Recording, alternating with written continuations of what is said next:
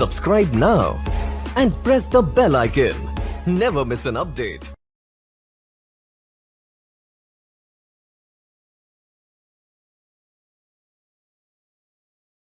Hello guys, good morning दोस्तों। इस video में हम पढ़ेंगे पर्यावरण का दूसरा चैप्टर, जैव विविधता एवं उसका संरक्षण। दोस्तों, इससे पहले हम लोग पर्यावरण एवं पारिस्थितिकी पढ़ चुके हैं, जिससे कम से कम 5 से 7 क्वेश्चन आपको मिलेंगे, और जैव विविधता एवं उनके संरक्षण से भी लगभग आपको 5 से 7 क्वेश्चन मिलेंगे। इसके अलावा आप अगर पर्यावरण पढ़ रहे हैं, पर्यावरणीय संविधान पढ़ रहे हैं, संविधान से लगभग आपको 7 क्वेश्चन मिलेंगे।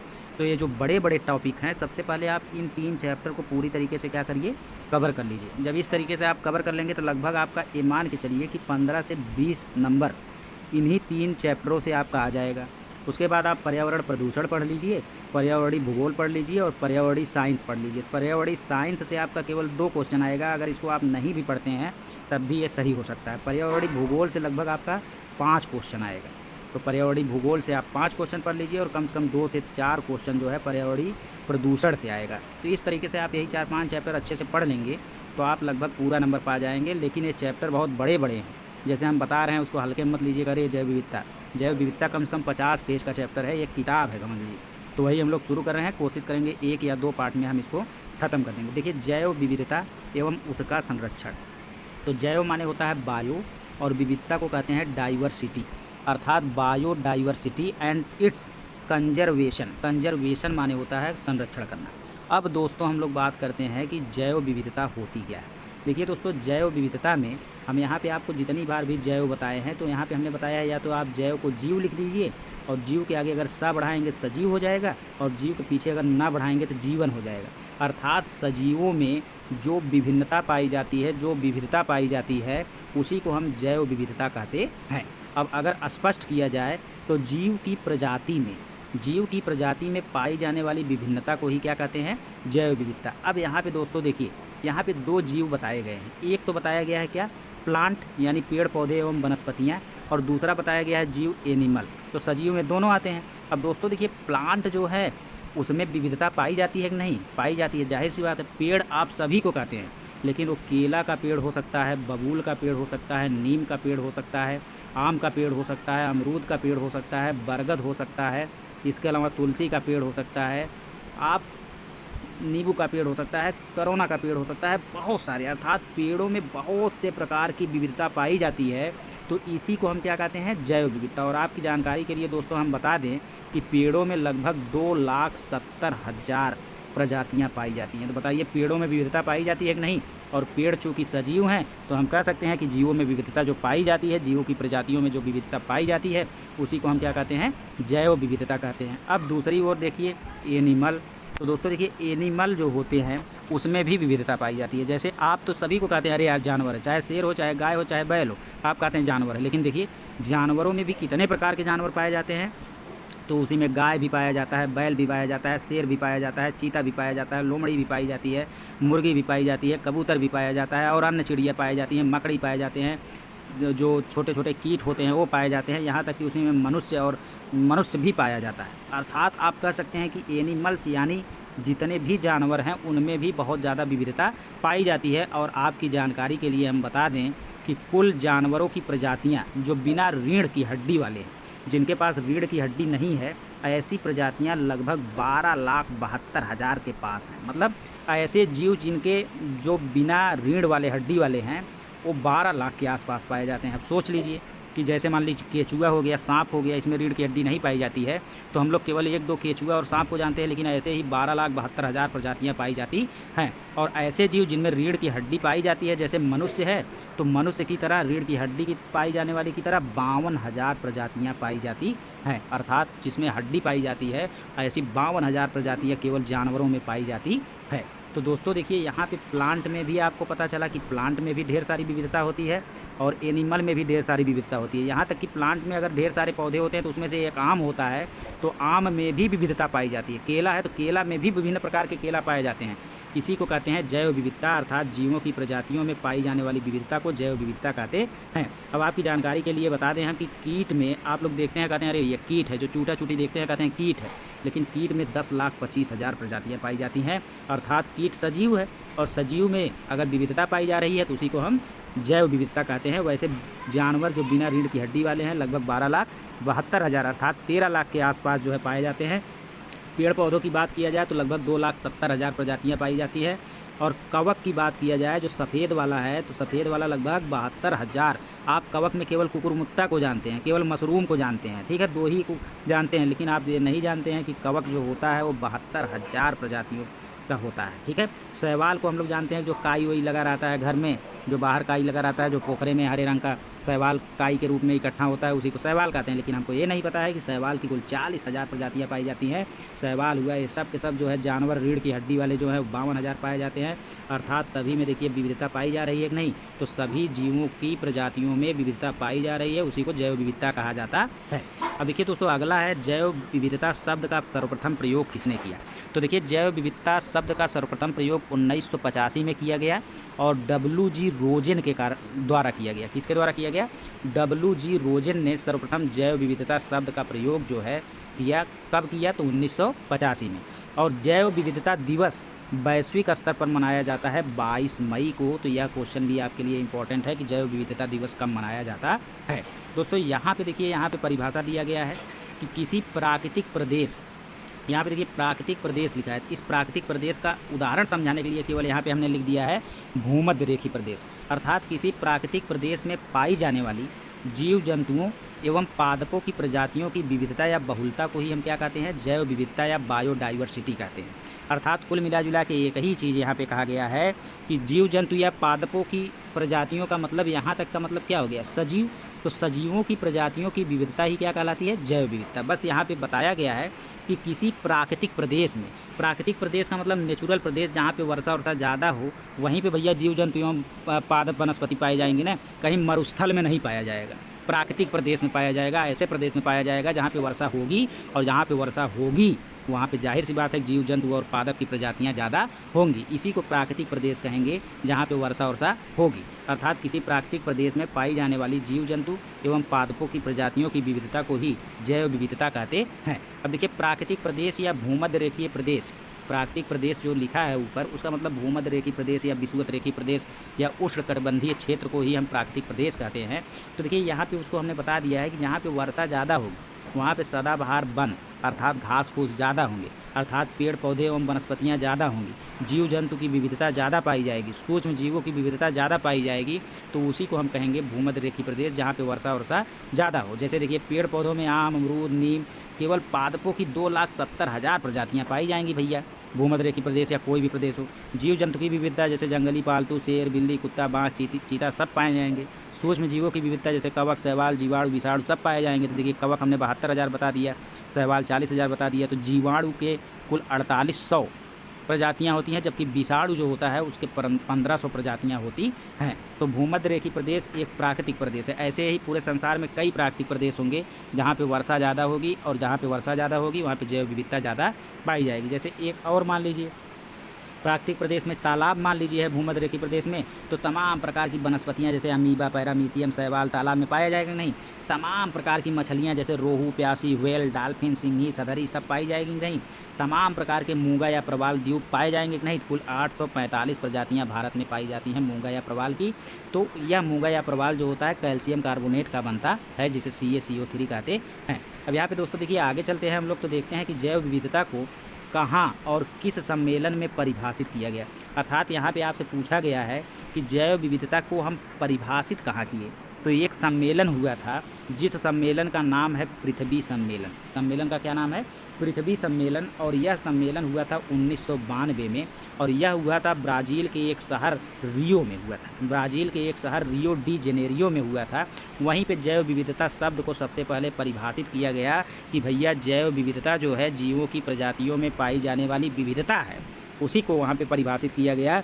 तो आपसे पूछता है कि जैव विविधता को कहाँ परिभाषित किया गया, तो आप बताएंगे कि भैया ब्राज़ील में किया गया, और ब्राज़ील के किस शहर में किया गया, तो रियो डी जेनेरियो में किया गया। और जैव विविधता को किस सम्मेलन में परिभाषित किया गया, तो आप बताएंगे पृथ्वी सम्मेलन में। और पृथ्वी सम्मेलन कब हुआ, तो आप बताएंगे 1992 में। लेकिन अब यहाँ पर देखिए जैव विविधता की बात हो रही है। अगर आपसे पूछ लिया कि जैविक विविधता शब्द का सर्वप्रथम प्रयोग किसने किया, तब यहाँ पे आपका उत्तर हो जाएगा दसमान ने किया 1968 में। ठीक है, 1985 में किया था रोजेन ने जैव विविधता शब्द का प्रयोग, लेकिन जैव में जैविक आ गया। देखिए यहाँ पे विक आ गया। जैविक विविधता की बात करेगा तब उत्तर कौन हो जाएगा, दसमान हो जाएंगे। ठीक है, अब देखिए यहाँ पे अगला क्वेश्चन, अगला टॉपिक आता है कि जैव विविधता के लिए आवश्यक शर्तें। तो दोस्तों बताइए जैव विविधता के लिए कौन कौन सी आवश्यक शर्तें हैं। तो देखिए आप जानते हैं कि जैव विविधता अर्थात जीवों की प्रजातियों में विविधता या जीवों की प्रजातियों में बहुलता कहाँ पे पाई जाएगी, जहाँ पे अत्यधिक वर्षा होगी। और अत्यधिक वर्षा वहीं पे होगी जहाँ पे अत्यधिक तापमान होगा। तो इसके लिए दो चीज़ें आवश्यक हैं, अर्थात जैव विविधता के लिए दो आवश्यक शर्तें हैं, एक तो अत्यधिक तापमान और दूसरा अत्यधिक वर्षा। अब यहाँ पे दोस्तों देखिए कि अत्यधिक तापमान अगर आप रहेगा तो अत्यधिक तापमान रहने के कारण कैसे वर्षा होती है उसको हम लोग समझ लेते हैं। जैसे दोस्तों मान लीजिए समुद्र में पानी इकट्ठा है, तो समुद्र में पानी इकट्ठा है, जब आप अत्यधिक सूर्य का तापमान अत्यधिक पड़ेगा तो जाहिर सी बात है टेम्परेचर बढ़ेगा और पानी क्या होगा, गर्म होगा। और ज्यों पानी गर्म होगा त्यों पानी जो क्या होगा, वाष्प बन के उड़ने लगेगा। जब वाष्प बन के उड़ने लगेगा तो वही संघनन की प्रक्रिया के कारण, अब जैसे यहाँ पे वायुमंडल में पानी गर्म है, जब ऊपर जाएगा तो उसके ऊपर जो है हवा ठंडी होती चली जाएगी, और ज्यों ठंडी होगी यहाँ पे तो वहाँ पे बूंद बूंद करके पानी क्या हो जाएगा, बादल की तरह बन जाएगा, जिस प्रक्रिया को हम संघनन प्रक्रिया कहते हैं, कंडेंसेशन प्रक्रिया कहते हैं। तो संघनन प्रक्रिया के कारण यहाँ पे क्या हो जाएगा, बन जाएगा बादल, और बादल बनने के बाद फिर बाद में क्या होगा, वर्षा होगा। दूसरी बात, जैसे मान लीजिए पेड़ पौधे हैं, तो पेड़ पौधे जल को क्या करते हैं, ग्रहण करते हैं और अंश मात्र का प्रयोग करते हैं। जब तापमान खूब ज़्यादा बढ़ जाता है तो इसके जो पत्तियां होती हैं, पत्तियों के जो क्षेत्र होते हैं जिसे पर्णरंध्र या स्टोमेटा कहते हैं, ये फूल जाते हैं। तापमान अधिक होने के कारण जब पत्तियों फूल जाते हैं तो इसमें से वाष्पोत्सर्जन प्रक्रिया के कारण जो है जल क्या होता है, वाष्प बन के ऊपर चला जाता है, और फिर यहाँ पे गर्म रहता है, फिर एकदम ऊपर जब जाता है तो ठंडा हो जाता है, अर्थात संघनन प्रक्रिया के द्वारा क्या करता है, बादल का निर्माण कर लेता है। ठीक, तो तापमान अधिक होगा तो यहाँ पे संघनन प्रक्रिया के द्वारा बादल बनेंगे, और बादल बनने के बाद क्या होगी, वर्षा होगी। और जाहिर सी बात है भैया जहाँ पे वर्षा होगी वहाँ पे जैव विविधता भी क्या होगी, अधिक होगी। जैसे आप देख लीजिए बरसात में देखते हैं तो इतना मतलब घास फूस, इतना घास फूस जम जाता है कि आप समझ नहीं पाते। लेकिन उस घास फूस को आप नहीं जानते, आप केवल घास कहते हैं, लेकिन आप नहीं जानते कि उस घास की कई लाख प्रजातियाँ होती हैं। अर्थात अधिक प्रकार की वनस्पतियाँ, अधिक प्रकार के जीव जंतु, अधिक प्रकार के सूक्ष्म जीव जो है वहाँ पे स्वतः आ जाते हैं, स्वतः जन्म ले लेते हैं। अर्थात कह सकते हैं कि जैव विविधता के लिए आवश्यक क्या क्या है, तापमान और वर्षा। वैसे तीसरी चीज़ है कि सर्वाधिक जैव विविधता वाले क्षेत्र कौन कौन से हैं। तो सर्वाधिक जैव विविधता वाले क्षेत्र के बारे में हम लोग देखते हैं। दोस्तों यहाँ पे देखिए आपका हेडिंग है सर्वाधिक जैव विविधता वाले क्षेत्र। तो यहाँ पे आप अपने मन से याद कर सकते हैं कि सर्वाधिक जैव विविधता कहाँ पाई जाती है। तो उसका जवाब है कि सर्वाधिक जैव विविधता भूमध्य रेखीय प्रदेश या विषुवत रेखीय प्रदेश या उष्णकटिबंधीय क्षेत्र में पाई जाती है। तीनों नाम सेम। अगर इतना ही पढ़ के आप स्किप करना चाहते हैं तब भी कोई बात नहीं है, लेकिन यहाँ पे हम पूरी तरीके से आपको समझा रहे हैं, उसको अगर समझ लेंगे तो आपको कभी भूलेगा नहीं। जैसे देखिए दोस्तों, ये पूरा ग्लोब है, ये पूरी संसार है, देखिए यहाँ पर भी छपा है, ये पूरा ग्लोब है। ग्लोब के मध्य से जो एक पैरेलल लाइन जाती है, समांतर लाइन जाती है, उसे जीरो अंश अक्षांश रेखा कहते हैं। जीरो अंश अक्षांश रेखा कहते हैं। इसी जीरो अंश अक्षांश रेखा को ही हम भूमध्य रेखा भी कहते हैं, इसी को हम विषुवत रेखा भी कहते हैं, और इसी को हम इक्वेटर कहते हैं अंग्रेजी। ठीक, तो इतना चीज़ आप जान गए। इससे हम 23.5 डिग्री उत्तरी गोलार्ध में जब जाएंगे तो हमको एक रेखा मिलती है जिसका नाम है कर्क रेखा, और 23.5 डिग्री दक्षिणी गोलार्ध में जब हम जाएंगे तो हमको एक रेखा मिलती है जिसका नाम है मकर रेखा। और इसी कर्क रेखा और मकर रेखा के बीच के क्षेत्र को हम कहते हैं भूमध्य रेखीय प्रदेश या विषुवत रेखीय प्रदेश। इसी जो नमवा इस लाइन का है उसी का नाम रख दिए हैं, क्योंकि ये पूरा क्षेत्र ले लिए, पूरा देश ले लिए, कई देश ले लिए, लगभग बहुत सारे देश इसके बीच में आते हैं। जैसे भारत भी आ जाता है, ऑस्ट्रेलिया भी आ जाता है, ऐसे ऐसे करके बहुत सारे देश आ जाते हैं। तो एक प्रदेश मान लिया जाता है कि यह भूमध्य रेखीय प्रदेश या विषुवत रेखीय प्रदेश है। यहाँ तक कोई दिक्कत नहीं।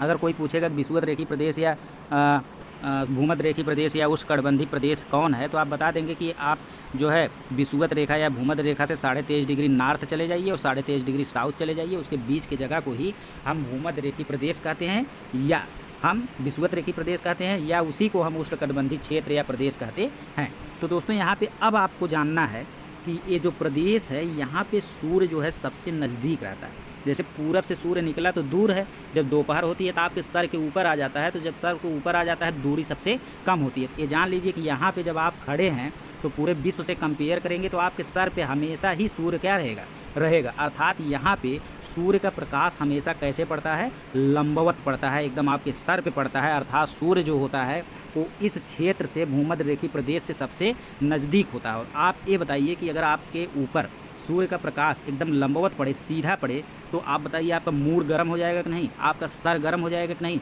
अर्थात वहाँ पे तापमान क्या रहेगा, सर्वाधिक रहेगा। कहने का मतलब ये है कि इस पूरे क्षेत्र में सर्वाधिक तापमान होता है, क्योंकि सूर्य इस जगह पे सबसे नज़दीक होता है, या आप कह सकते हैं कि सूर्य लंबवत होता है। अब बताइए भैया, जब तापमान बहुत अधिक है तो वाष्पोत्सर्जन की प्रक्रिया भी क्या होगी, बहुत तेज होगी। पानी वाष्प बन के उड़ जाएगा और नीचे तो गर्म रहेगा, लेकिन ज्यों ऊपर जाएगा हवा ठंडी पाएगा और वहाँ पे संघनित होकर बूंद बूंद के रूप में क्या हो जाएगा, बादल का निर्माण कर लेगा। और बादल का निर्माण करने के बाद फिर जहाँ पे वन वन रहते हैं वो वन क्या करते हैं, बादल को आकर्षित करके वर्षा करवाते हैं। फिर वन जो है यहाँ पे क्या करेगा, सदाबहार वन पाए ही जाते हैं, आपको पता ही। अब सदाबहार वन पाए जाते हैं, वन क्या करेगा, उस बादल को आकर्षित करके खूब बारिश करवाएगा। अर्थात यहाँ पे तापमान भी बहुत होता है और बारिश भी बहुत होती है।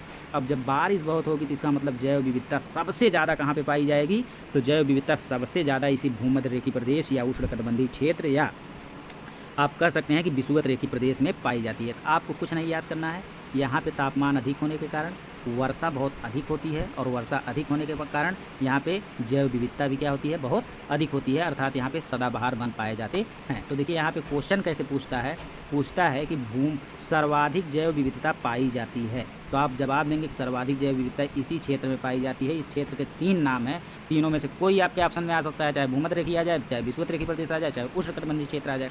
दूसरा क्वेश्चन पूछता है जैव विविधता का भंडार है, तो जैव विविधता का भंडार कौन है, तो यही क्षेत्र जैव विविधता का भंडार है। जहाँ पे वर्षा ज़्यादा होगा वही तो जैव विविधता का भंडार है।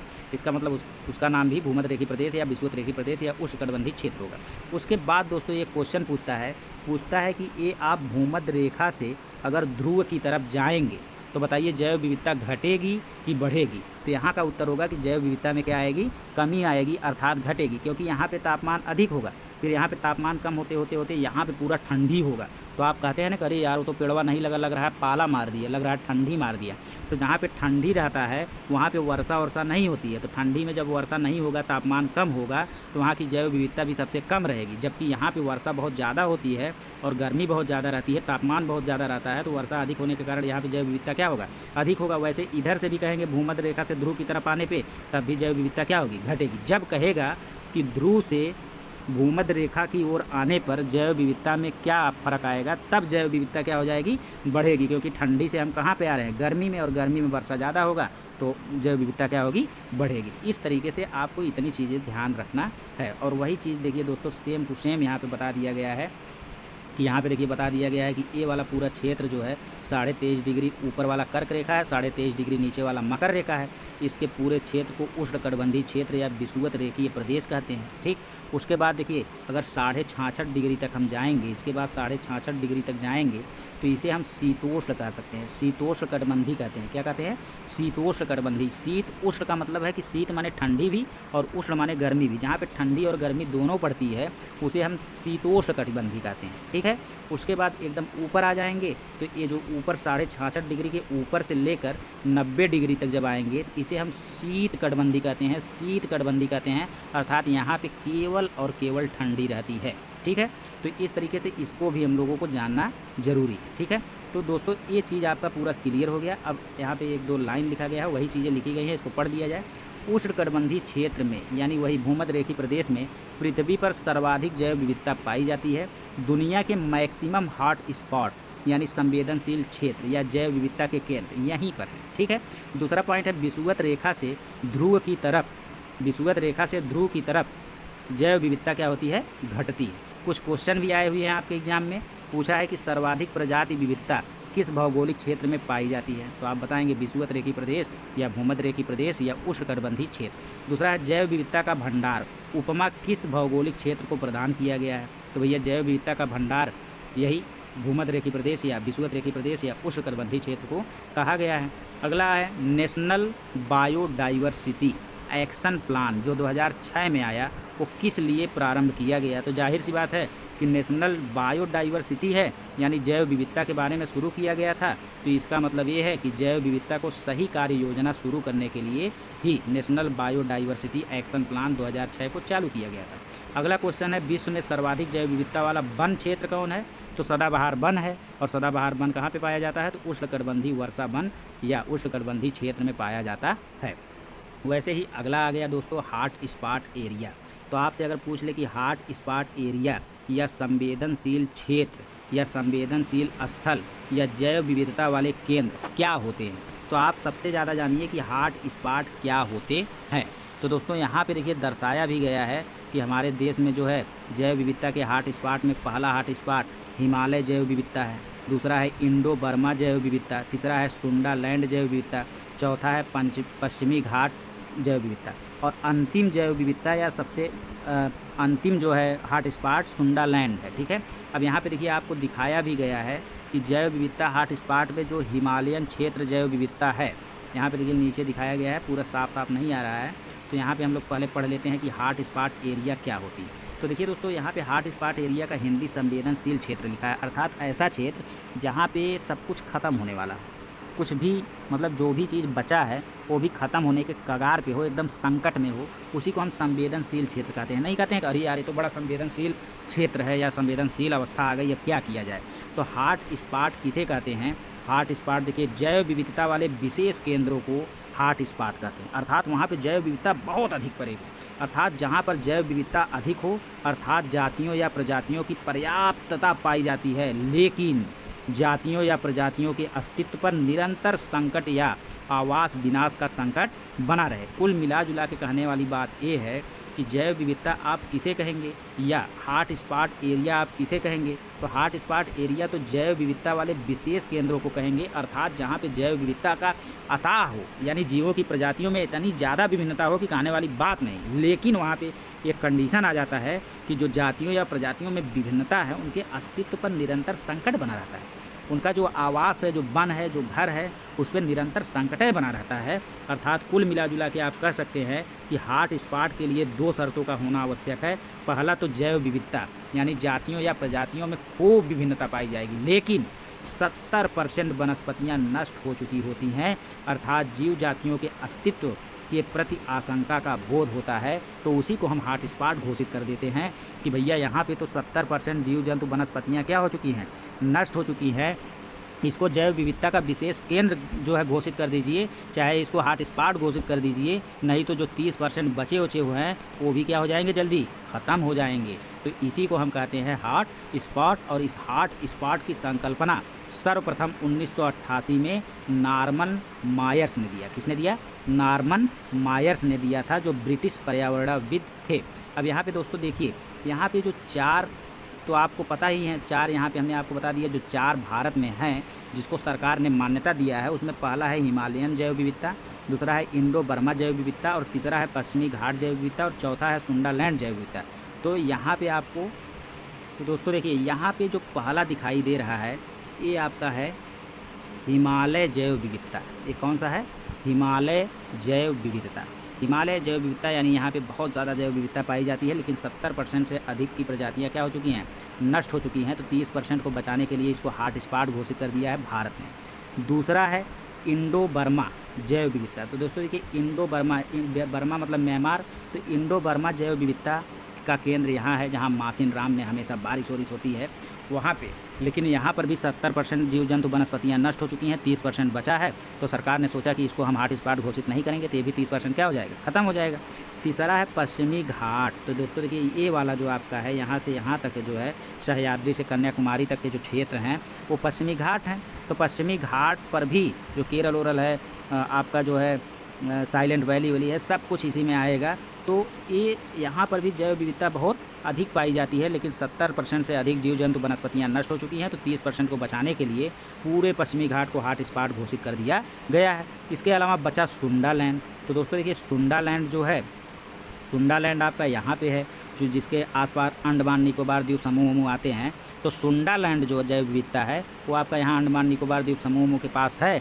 तो यहाँ पर भी जैव विविधता तो बहुत अधिक पाई जाती है, लेकिन 70% से अधिक जो है विविधता नष्ट हो चुकी है, वनस्पतियाँ जीव जंतु नष्ट हो चुके हैं। 30% बचा है। सरकार ने इसे कहा भैया इसको भी आप घोषित कर दीजिए, क्या जैव विविधता का मेन केंद्र, विशेष केंद्र घोषित कर दीजिए, जिसे हॉटस्पॉट कहते हैं। नहीं तो सब कुछ क्या हो जाएगा, जितने भी जीव जंतु वनस्पतियाँ बचे हैं सब क्या हो जाएंगे, ख़त्म हो जाएंगे। तो वही चीज़ें देखिए दोस्तों यहाँ पे दिखाया गया है।